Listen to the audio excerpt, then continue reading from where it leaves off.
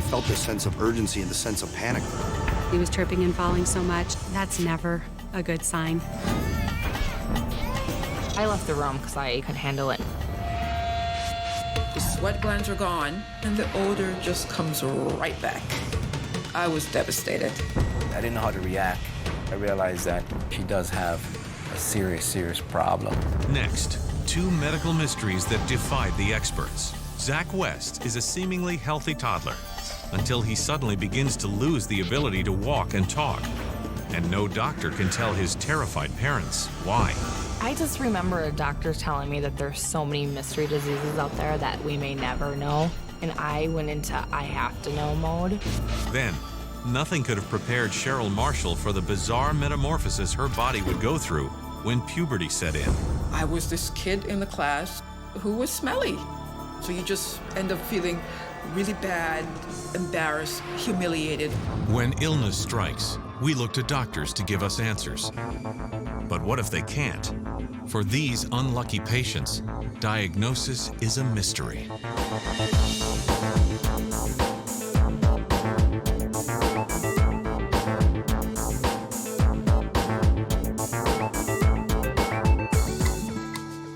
In the summer of 2000, Minneapolis natives Rochelle LeCount and her boyfriend Mike West were expecting their first child, a boy. We found out what we were having. We had the name Zach picked out from the beginning, and I read all my books to get ready for him to come. On August 25th of that year, Rochelle goes into labor. 8 hours later, they welcome Zach West into the world. When he was born, the nurse was holding him, and I was almost pushing her kind of out of the way so I could count fingers and toes. Once he came, it was smooth sailing.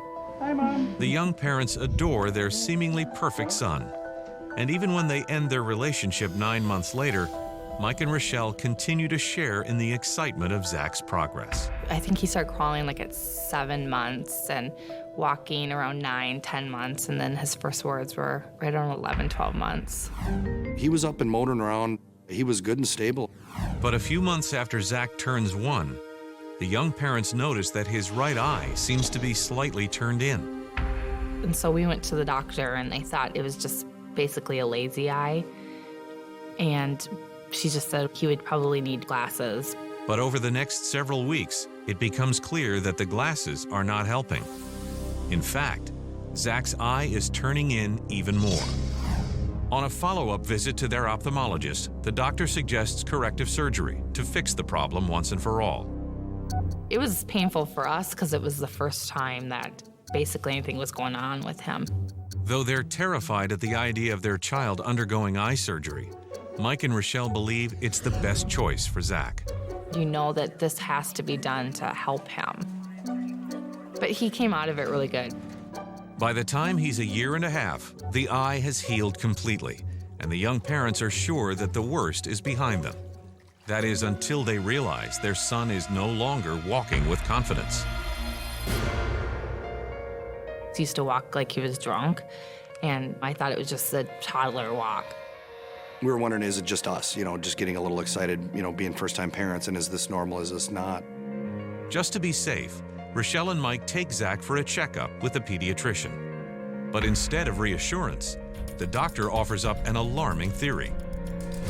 She wanted to rule out muscular dystrophy because his gait was just really unbalanced.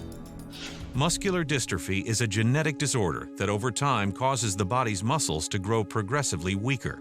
While there is no cure, it can be managed with various forms of physical therapy. I felt this sense of urgency and the sense of panic. So she sent us to the neurologist. I was hysterical. I couldn't even breathe. It was devastating to us. The neurologist immediately recommends performing further tests to confirm the diagnosis. To test for muscular dystrophy, we did a muscle biopsy. At that point, there was lots of tears. I think we waited like 3 months for the results. It was a waiting game, and we actually had to keep calling the doctor. They didn't call us to tell us anything. But when Rochelle finally gets the doctor on the phone, he does a complete about-face. The muscle biopsy came back normal. He thought that Zach just had some difficulties with his coordination and that he would just need some physical therapy but he'd be all right. He just did not think it was a progressive disease at all. And we were relieved. I mean, we were just thinking, okay, we can handle this. Rochelle begins taking Zach to physical therapy once a week, hoping to get her son back on track. But as the weeks turn into months, the toddler doesn't seem to be showing any significant signs of improvement. He'd have days and sometimes weeks in a row where things were going great, and then other days where he seemed to struggle to maintain trunk control. I always have concerns when you see a child that has developed normally to a certain point and then for some reason starts to lose those skills or show difficulty. That's never a good sign. Zach's walking just progressively got more drunken, is the best way to describe it. And he started losing words at that point. He wasn't saying the words that he once had said. So we kind of knew something more was going on. Desperate for answers, Rochelle takes Zach back to see the neurologist. She demands he help her understand why her son, who could once walk and talk, is continuing to slip away. He could see that Zach was getting worse. He sent us to have an MRI of the spine and of his brain. I kept thinking it was going to get better, but in the back of our mind, we knew that we weren't in the clear. After an anxious 24 hours, the MRI results come in, and the findings are devastating. There are clear signs of brain damage in the cerebellar region of Zach's brain. The cerebellum controls equilibrium and movement of the body, and any damage to this area can cause the brain's signals to get crossed, resulting in poor motor skills and even speech problems. He thought that something environmental happened like the first year of his life, and that they just didn't catch it right away. While it's impossible to say for sure, the doctor speculates that an air pollutant or toxic chemical in the local water could have unknowingly caused the damage. The neurologist didn't think it was going to get much worse, that it was just his skills that needed help with. So we held on to that. We left there going, he's going to get better. The doctor recommends that Zach continue with regular physical therapy in the hope that in time he'll begin to regain his strength and coordination. We went to physical therapy one time a week. He actually loved it because they played with him. They worked to try to get him balanced and walking a straight line. We were trying to do everything just to make him progress.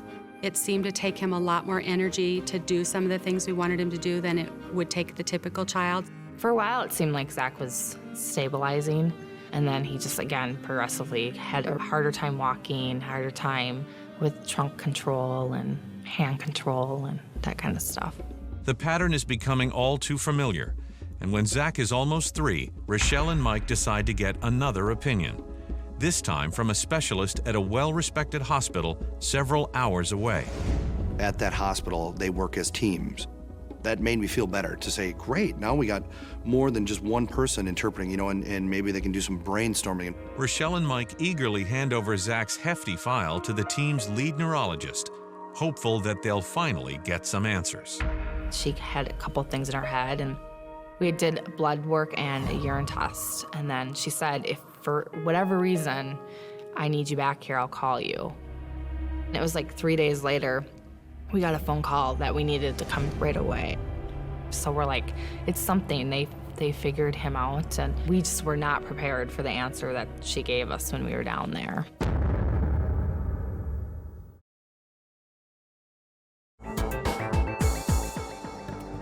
Over the past year and a half, 3-year-old Zach West has been slowly losing the ability to walk and talk.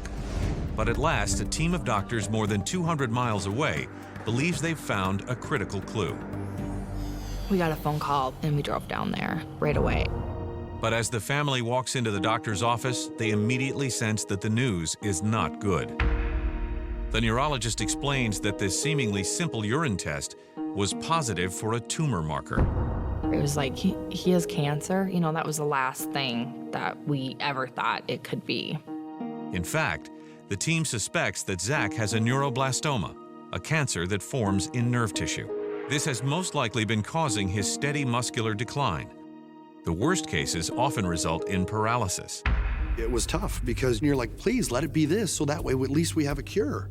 And then that way at least we know what it is, so we know what we can do.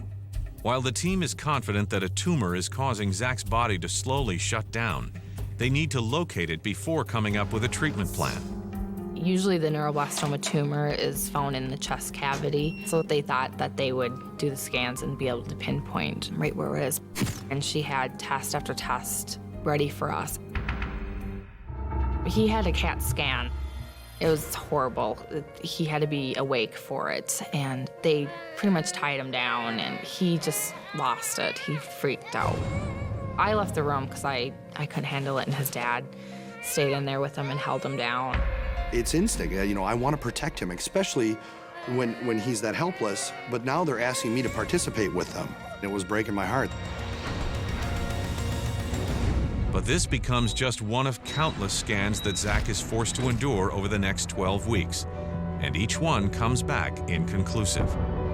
The neurologist really thought there has to be a tumor somewhere, but the oncologist wasn't at the same place. He was like, I don't think he has this. So we had two different conflicting doctors at the same clinic saying, yes, he has it, or no, he doesn't have it. Overwhelmed and exhausted, Rochelle and Mike demand to know how the medical team could be so certain that Zach had a tumor just 3 months earlier and be so unsure of that diagnosis today. The neurologist down there researched it, and there's a regression of neuroblastomas that can happen spontaneously, and so she thought that's what had happened to Zach. That was pretty much the end of it. That was the end of the contact. Okay, well, we did what we thought we could do. See you, bye. You're stressed to the max, but again, I felt it was my role not to get upset. Basically, when I was alone, yeah, then it'd crawl up on me, and then, you know, I'd sit there and I'd have a good cry. There was so many tears, but I needed to make sure that he was living the best life, and I was doing everything I could, no stone left unturned, to make sure that he was gonna be okay. Not knowing where else to turn, Mike and Rochelle go back to the one person who has actually helped Zach in the past, his physical therapist, Vicki Miles. He was tripping and falling so much. We were really trying as hard as we could to keep him upright and walking and moving. That was really important to Mom and Dad both. It was frustrating because he couldn't get to the point where he wanted to go. And there would be times where he would just drop to the floor and just start crawling because he just didn't have the energy to do it anymore. We did give him a walker to give him a little bit of additional support and see if we could keep him safe. That worked for a while. I was trying to take video of how bad his walking had gotten at that point, and I was backing away from him. And I think that was probably 2 months before he completely just stopped walking. So that was one of the last videos I have of him walking ever. It's hard to see that backwards progression. It went from walking to being very wobbly walking to getting to the point where he couldn't walk. His therapist finally just said, we have to get a wheelchair for him. By August of 2004, Zach is almost 4 years old, and he's stopped walking altogether. Crushed, Rochelle and Mike begin taking him to a new round of specialists, but none can shed any light on Zach's ongoing deterioration. I just remember a doctor telling me that there's so many mystery diseases out there that we may never know, and I went into I have to know mode.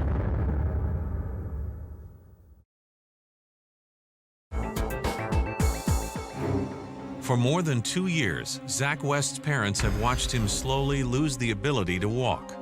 And when no doctor can explain what's causing his shocking decline, his mother takes matters into her own hands. I would do a ton of researching, and I just wouldn't stop. It was like a roller coaster, because then I'd be like, I can't put Zach through this anymore. But eventually, Rochelle tracks down a doctor in Illinois who specializes in extremely rare disorders, and he agrees to see them. After thoroughly reviewing their son's history, he suggests a test that Zach has not yet undergone, a spinal tap. At that point, my hopes are up once again that we are going to be able to help him and find a cure for him. For a week, they wait, and when the findings come in, they get the first glimmer of an answer. The spinal tap showed that he had elevated T cells. The doctor explains that T cells help maintain the body's immune system. Any change in the T cell levels could indicate that Zach is suffering from an autoimmune disease, a disorder in which the body essentially attacks itself. He just said that he thinks that he has an autoimmune disease, but he doesn't know specifics. He goes on to explain that autoimmune diseases can be either inherited or acquired, but without being able to pinpoint the exact cause of Zach's immune reaction, it's impossible to determine if, in fact, it triggered his decline. He said we could go home and try this IVIG therapy, and if it's an autoimmune disease, it will help Zach. IVIG therapy, or intravenous immunoglobulin therapy, boosts the body's natural response to infection. The whole ride home, it was about a 6-hour drive. I think I cried the whole way, just because it wasn't the trip that I thought it was going to be. I thought I was going there for that magic answer and cure for him. The young parents realize that the IVIG is essentially a shot in the dark. There is no guarantee that it will work. But with their options dwindling, they ultimately decide to go ahead with the therapy. We do the infusion every 28 days, and he would go in there and he would be really wobbly.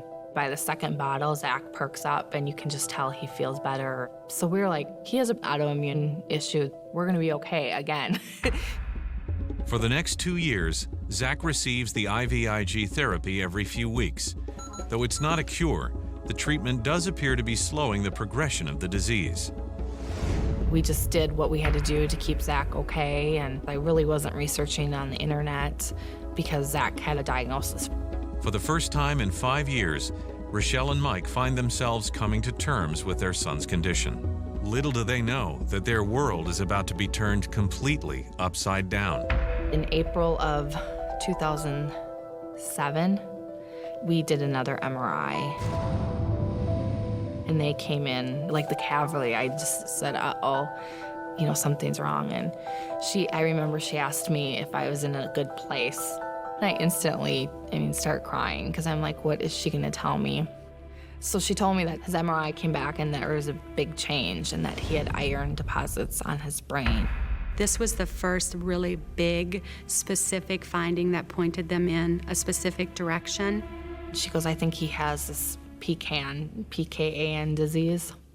And I said, are you sure? And she goes, I'm never 100%, but I'm 99% sure.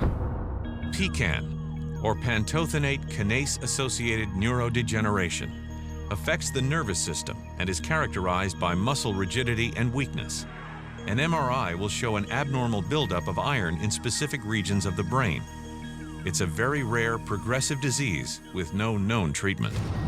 I went home and I looked online and I was like, this just doesn't make sense. It didn't look like Zach. The symptoms didn't look like Zach. I Googled brain iron accumulation just to see if there was anything else. And I came across this one website that had this other disease on it. And I about fell off my chair because every little thing was what Zach had.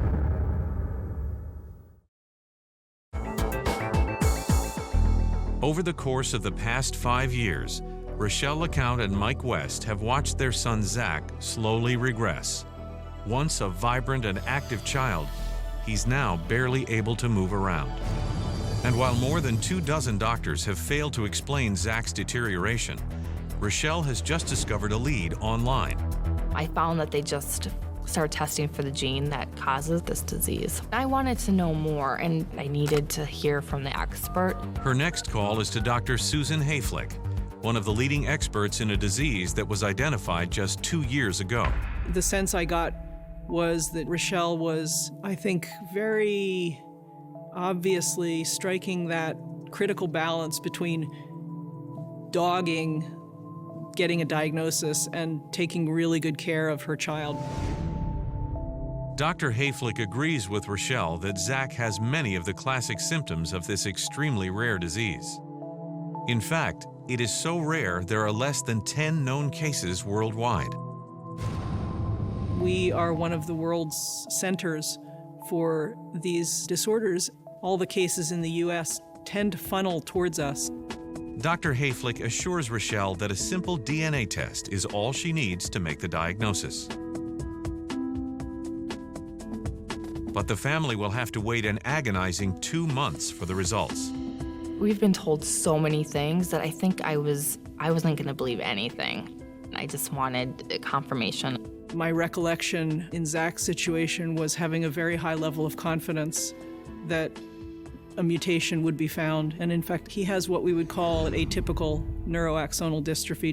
Atypical neuroaxonal dystrophy is a genetic neuromuscular degenerative disorder that essentially cripples the nervous system. It's characterized by a buildup of toxic substances in the nerve endings, known as axonal spheroids, that gradually leads to a progressive decline in a patient's muscular control and ultimately loss of vision. I knew 100%. Now we can figure out what we're fighting. I'd rather know than not know. We don't know specifically how it causes the nerve death, but nerves have anatomy. There's the wiring that goes from one nerve to another nerve to transmit a signal. That's what's happening with the nerves. They're getting bunged up with stuff, and they're not able to transmit the signal in an efficient way. It's clear that whatever is causing the accumulation of this junk is the very process of what's killing the nerves. And the reason why kids with atypical NAD have muscle weakness is that the nerves to the muscles are dying. Kids like Zach have global regression of their development. It's not in any one area, it's across the board. Dr. Hayflick further suspects that Zach's lazy eye was the initial sign of the disorder. We can see that the optic nerve or the wiring from the eye to the back of the brain is deteriorating. It's called optic atrophy, and that's seen in a lot of neurologic disorders. The nerve death is the more generalized process that we're seeing in the MRI changes that he showed in the cerebellum. But the iron accumulation that the neurologist found on Zach's brain is harder to explain. The iron accumulation is more of a clue at this stage to get us to a diagnosis. We don't know why it accumulates. And to confuse matters even more, Zach also seems to be suffering from a peculiar autoimmune disorder that is not generally found in patients with NAD. One of the things that was striking to me in this encounter was Zachary has some features that are pretty unusual. He's got this immune abnormality that hasn't been described before in other kids. Zach has already shown us in a number of ways that he's different, even from other kids with atypical NAD. It's almost too much for Mike and Rochelle to absorb. But of particular importance to the parents is understanding why so many other doctors had such a hard time putting the pieces of the puzzle together. So what you're getting is a picture of sort of a vague deterioration of the entire nervous system. It's not the only disorder that has that, and so that's part of what makes it really difficult to diagnose.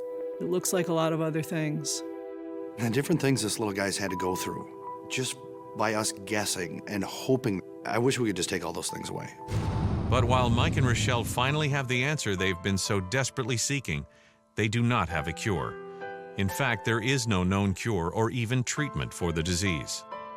It's a very, very devastating disease. He's wheelchair bound. He's very limited in his ability to communicate. He will continue that trajectory. Now, people don't die from developmental loss of milestones.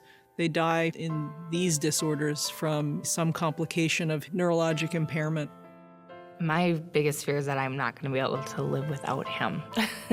That's mine. He's going to a better place, I know that, but and I just want him to be okay for as long as I can have him. At least we're taking a step in the right direction.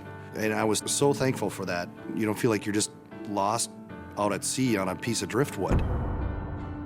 I remember Dr. Hayflick saying to me, if there's any hope I can have you hold on to, it's the fact that they're trying really hard for interventions. Before the gene discovery, we didn't know that this profile that Zachary shows is part of the same disease spectrum. My hope is within the next 3 to 5 years, we can understand enough to start to target stages of the disease. And I walked away with that. And it may not be in Zach's lifetime, but at least they're working on it and it's not a mystery anymore. Today, Zach West is 8 years old. While he'll continue to lose muscle control and eventually his ability to talk, Rochelle and Mike are thankful for every day they have together. Their priority now is living each day to the fullest. I won't have any regrets when it's his time to go because we've done everything we can for him. And we still will continue to do that. Most of all, we're just having fun. We're trying to live life and have fun, and we send him to school because his friends love him there.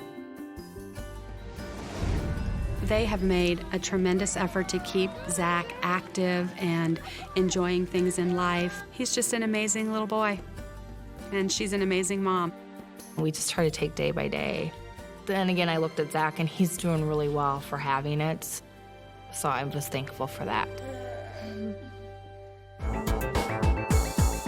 While Zach West's symptoms appeared when he was only a toddler, Cheryl Marshall had a perfectly healthy childhood. But as soon as puberty struck, so did a bizarre and troubling symptom.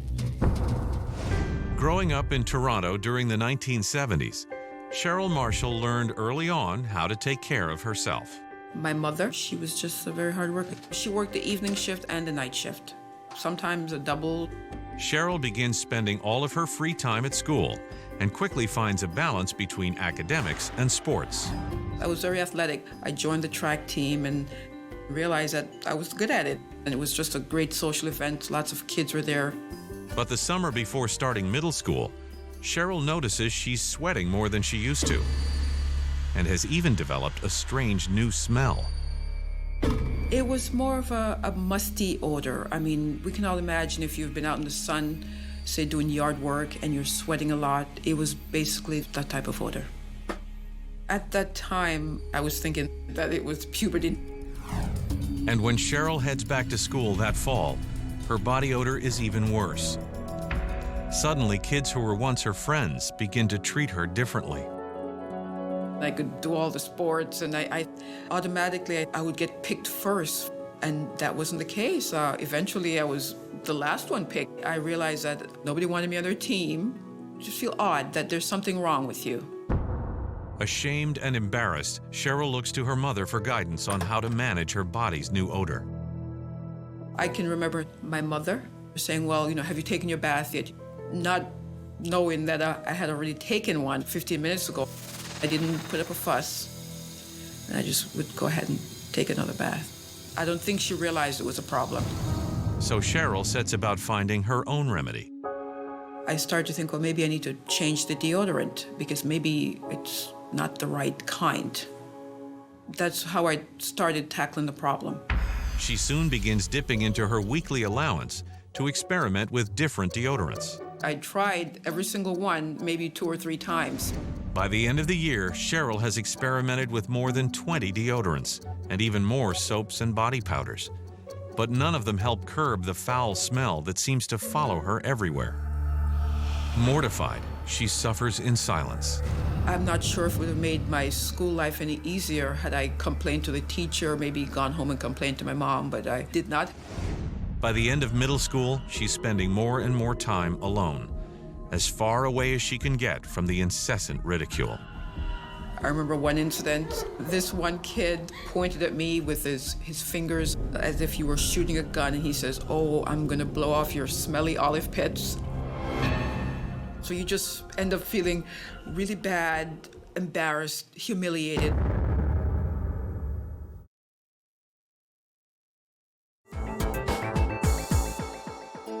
For the past 3 years, Toronto native Cheryl Marshall has been emitting a bizarre and intense odor that seems to offend almost everyone she meets.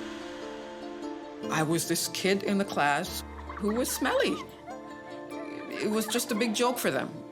They're not happy members at all. Maybe if I had gone to my mother, she could have spoken to somebody, and as a parent, as an adult, maybe she could have gotten different answers.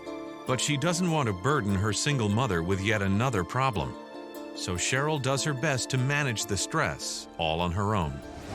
By the time I got to high school, I was having like a mini anxiety attack before class. I would go into class, I would literally not even move, or I wouldn't even get up to sharpen a pencil. She's now showering 4 times a day, but nothing seems to work. At her wit's end, Cheryl finally summons the courage to seek out the help of a doctor. I can remember going in to see him and basically telling him that I think there's a problem because I can smell myself even even if I'm not overly exerting myself. He seemed to understand, and he explained that I have hyperhidrosis. Hyperhidrosis is a condition that often begins around the time of adolescence. Patients perspire excessively, regardless of the temperature or their level of stress. While there is no known cure, it can be managed. My family doctor prescribed a very strong deodorant, and I was so excited, and I thought, it's got to work. For the first time in 5 years, Cheryl is hopeful that she might once again be able to lead a normal life. I followed all the appropriate instructions. He says, cover it with saran wrap. Do that just before you go to sleep. The first night I used it, I did notice, so it does decrease the sweating a little bit, but I had to stop because it was very irritating. It got to the point where the top layer of the skin is just peeled away because it's that strong. Completely disheartened by the experience, Cheryl heads back to her family doctor, hoping he can recommend another treatment. My family doctor's next obvious conclusion, she still has a problem. Well, let's take out the source of the problem. He explains that the only permanent treatment for hyperhidrosis is to surgically remove her overactive sweat glands. I remember thinking, yay, this has got to be it. We're going to take out the sweat glands and problem solved. Cheryl is terrified of facing surgery, but she is more desperate to rid herself of the offensive body odor. I had the surgery, and I remember waking up later that day. I had bandages packed under both arms. I was so hopeful that, this was the biggest thing I had done to try to solve the problem. I was just thinking, from here on in, I'm going to be able to, do all the things that I've been holding back doing. But after 72 hours, her optimism is suddenly shattered. The odor just comes right back. Oh, the only word for that is devastation. I was devastated because clearly this was not the answer that I was hoping for. There would be not one bead of sweat under either arm. The sweat glands are gone, so why is there still an odor? Dejected and confused, Cheryl resigns herself to living with the noxious odor and spends the next year just getting through each day. Then in June of 1984, she graduates from high school and makes a pivotal decision. Right out of high school, I had wanted to go to nursing school. I applied, and I got accepted, and I was to start that September. But I just became a little panicked. Overwhelmed by her condition, Cheryl backs out of school at the last second and gives up her dream of becoming a nurse. But surprisingly, during that same time, another dream is fulfilled without any effort on her part. When I met her, I realized that this person was totally different, and that in itself was what basically attracted me to her, was the fact that she had her own identity. I was concerned. I didn't discuss it with him at that time. I didn't want to scare him off. But on their first date, when Cheryl and Russell are waiting in line to see a film, a fellow moviegoer brings Cheryl's condition front and center. She was standing beside that person, and the way that person looked at her was that smell. I didn't know how to react, if I should yell at the person or say something to defend Cheryl. Horrified by the incident, Cheryl realizes that she has to tell Russell exactly what's going on. I told him, I said, sometimes I may have a little bit of an odor. It wasn't something that I noticed because it was something that never bothered me as a potential husband or a date. I think maybe he liked me, and to this day, I think he was just being very polite. Though she's found a man who can see past her problem, Cheryl still feels like a social outcast. As a next step, Russell suggests that she see an internist who might be able to look beyond obvious answers. The doctor did a liver function test because that is a symptom of hepatitis or some kind of liver dysfunction. Cheryl is shocked to hear that she might have contracted such a serious illness. Aside from the odor problem, she's always been completely healthy. The particular test that she did, they all came back fine. The doctor suggests that Cheryl is suffering from severe bromhidrosis, commonly known as smelly sweat. While the specific cause is unknown, experts tend to believe that when certain body chemicals interact with bacteria on the skin's surface, stubborn forms of extreme body odor can occur.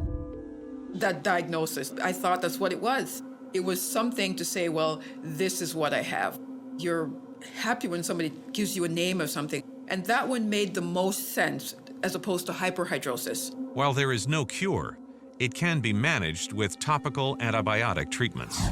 With a diagnosis in hand, Cheryl feels confident enough to accept Russell's marriage proposal that spring. And soon after their 1988 wedding, Cheryl feels ready to pursue her long-postponed dream, nursing school. I just decided. I said to Russ, I'm going to do this. It was a little hard. Now you're going to school with adults, and certainly they're not going to be teasing you like I was when I was in middle school. But I still had to muster the courage every day to go to class. Cheryl graduates in 1992, and the couple soon moves to Florida, where she begins working at a local hospital. It's a chance for a fresh start, but Cheryl remains apprehensive, and it isn't long before an all-too-familiar pattern begins to emerge. When I first met her, she stayed more to herself. She didn't really hang around people. Over the years, I've grown an armor around me, but every so often, there's a little crack in that armor. We worked at a nursing facility, and the people that worked under her used to say she smelled and that it was her hygiene. Like if someone worked out and hadn't showered or bathed yet. She would come home and you can see that something is bothering her. At that point, I realized that she does have a serious, serious problem. Though Cheryl does her best to ignore the hurtful comments, inside she is boiling over. It's become painfully obvious that some of these mean kids that I went to school with, these are just the bigger versions of them. And they're gonna embarrass me. And I thought, oh no, I'm not going to take this.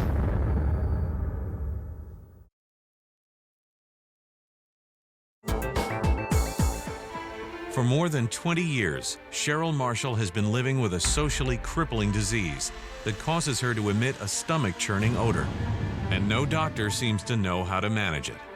Eventually, you get to the point where I don't want to see another doctor. So Cheryl decides to take matters into her own hands.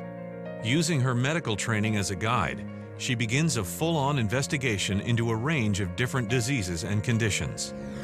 Then, in the summer of 2005, she's surfing the web when suddenly she strikes gold.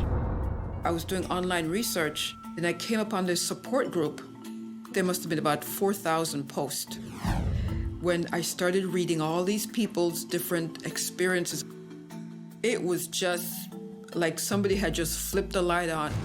I kept on reading and I came upon Dr. Fennessey's name. The following morning, Cheryl contacts Dr. Paul Fennessey at his office in Colorado. She's a pretty tenacious lady trying to uncover the cause of this disorder. In 1970, our group first detected this disease. Right now, there's only a handful of laboratories in the world that are even looking at this disorder. He explains that his team has created a simple urine test that can confirm if she's indeed suffering from this extremely rare disease. We give you a kit, then we collect urine for the next 24 hours, and we measure that urine for the amount of trimethylamine. Trimethylamine is a chemical created in the intestines during the digestive process. It is then transported to the liver to be broken down and excreted in the urine. I was very nervous because if it was negative, it would be practically back to square one. And then what? Cheryl completes the test and ships her samples off to Dr. Fennessey's lab. She then spends the next 2 months struggling to keep her expectations low.